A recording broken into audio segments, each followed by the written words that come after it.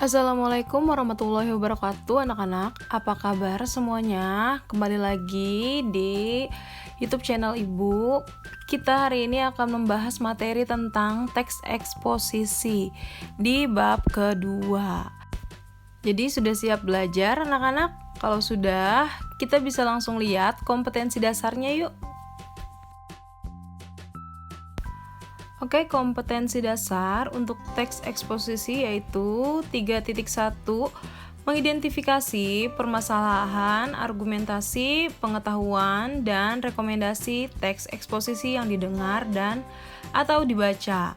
4.3 mengembangkan isi, permasalahan, argumen, pengetahuan, dan rekomendasi teks eksposisi secara lisan dan tulis.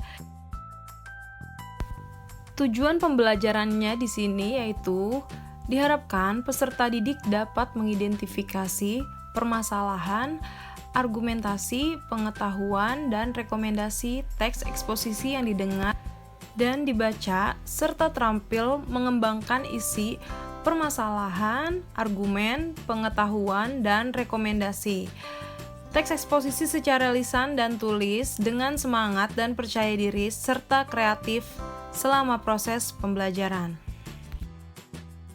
Baik, sebelum kita masuk ke dalam materinya, Ibu mau tanya dulu nih ke kalian. Apa yang kalian tahu tentang teks eksposisi? Ibu kasih waktu untuk kalian menjawab. Silakan kalian pikirkan baik-baik, apa sih teks eksposisi itu? 2,000 years later.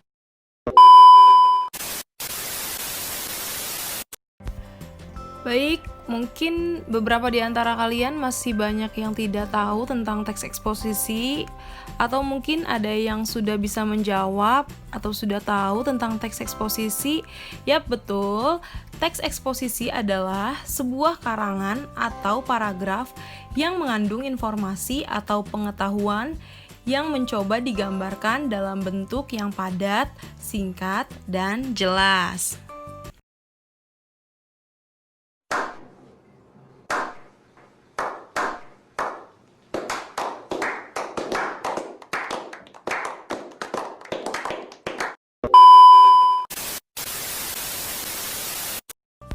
Nah, anak-anak, ternyata eksposisi itu juga punya jenis-jenisnya loh. Ada 8 jenis dari teks eksposisi. Yang pertama ada eksposisi berita. Dari judulnya saja sudah ketahuan ya anak-anak, berita. Nah, berisi pemberitaan mengenai suatu kejadian. Nah, jenis eksposisi ini biasanya banyak ditemukan di surat kabar. Yang kedua, eksposisi ilustrasi.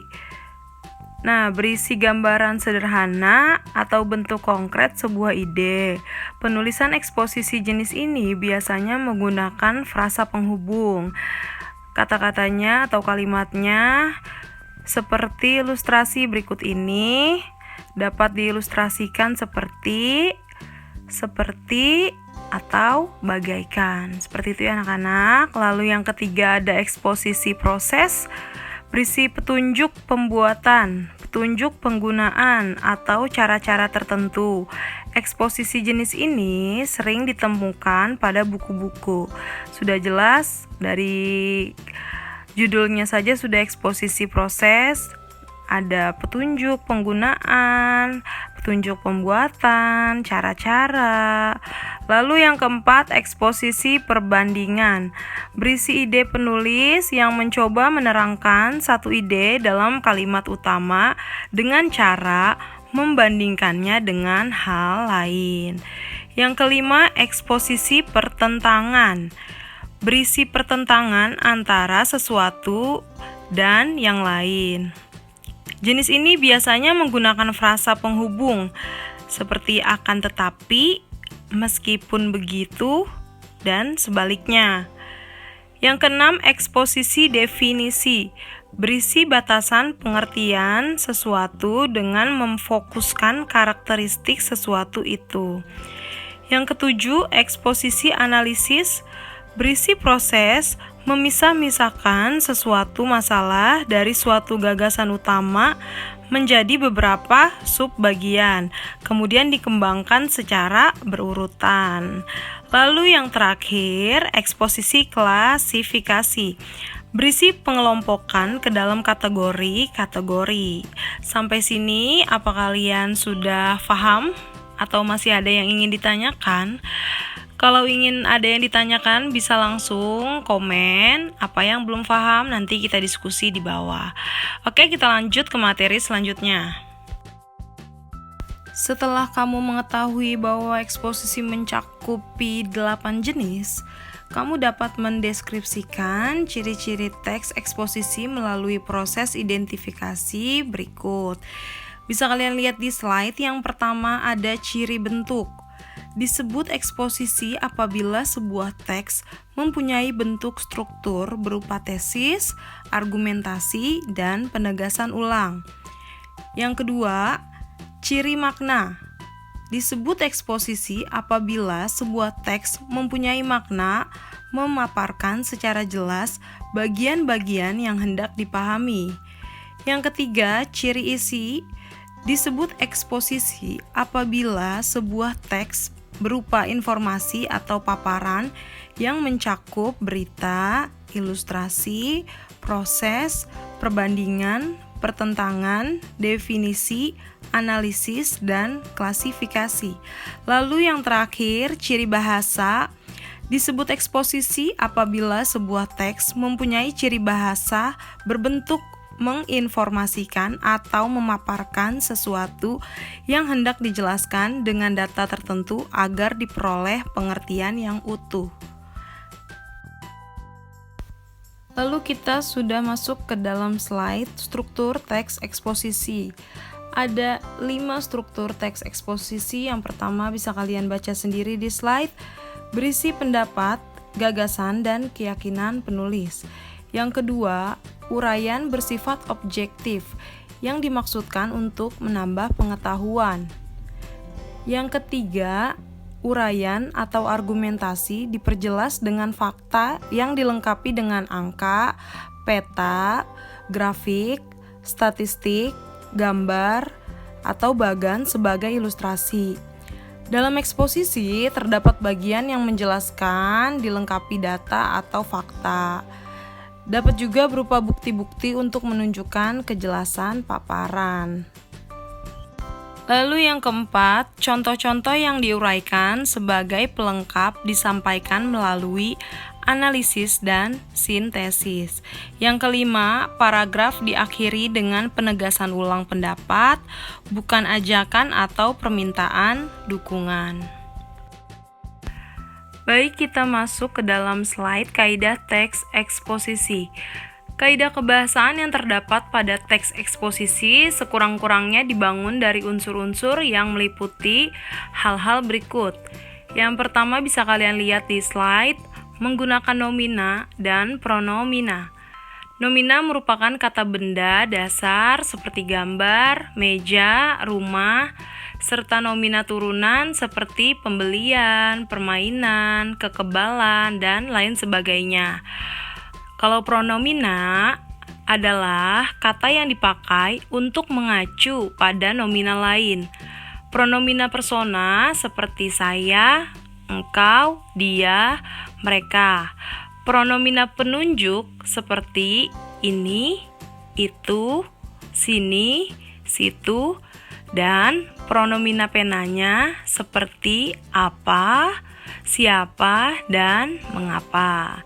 Lanjut, kedua, menggunakan kata-kata leksikal verba, adjektiva, dan adverbia.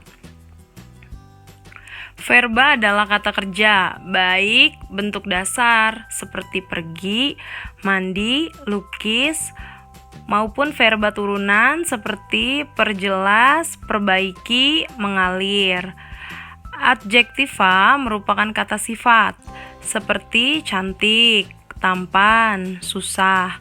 Adverbia merupakan kata keterangan seperti sangat, dengan, karena. Nah, ini harus kalian pahami poin demi poinnya dari 1 sampai 5 tentang kaidah kebahasaannya. Jadi kita lanjut ke 3, Menggunakan kata hubung atau konjungsi.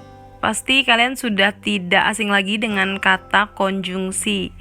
Konjungsi yang sering digunakan biasanya antara lain, lalu, sehingga, sambil, ketika, dan akhirnya. Yang keempat, menyajikan argumentasi urut seperti lemah, kuat, mudah, rumit, atau sebaliknya. Yang kelima, menyatakan sikap penulis seperti setuju atau tidak setuju. Baik, kita lanjut. Sebagai tahap awal dalam memahami kaidah eksposisi, marilah kita cermati contoh paragraf eksposisi sederhana berikut ini. Bisa kita sama-sama baca yuk anak-anak. Pemerintah akan memberikan bantuan pembangunan rumah atau bangunan kepada para korban gempa. Bantuan pembangunan rumah atau bangunan tersebut disesuaikan dengan tingkat kerusakannya. Warga yang rumahnya rusak ringan mendapatkan bantuan sekitar 10 juta. Warga dengan rumah yang rusak sedang mendapatkan bantuan sekitar 20 juta. Warga yang rumahnya rusak berat mendapatkan bantuan sekitar 30 juta. Calon penerima bantuan tersebut ditentukan oleh aparat desa setempat dengan pengawasan dari pihak LSM. Baik, sekian materi kita hari ini. Lalu tugas kalian untuk hari ini yaitu dari contoh paragraf eksposisi sederhana yang ada di slide, kalian tentukan atau kalian cari kaidah yang sudah tadi kita bahas yang ada 5, menggunakan nomina dan pronomina, menggunakan kata leksikal verba adjektiva dan adverbia, menggunakan kata hubung atau konjungsi, menyajikan argumentasi urut, menyatakan sikap penulis. Cari kaidahnya dari contoh eksposisi tersebut. Jadi, selamat mengerjakan dan semoga materi kita hari ini bermanfaat. Sekian pembelajaran kita hari ini, kurang lebihnya mohon maaf. Wassalamualaikum warahmatullahi wabarakatuh. Pow!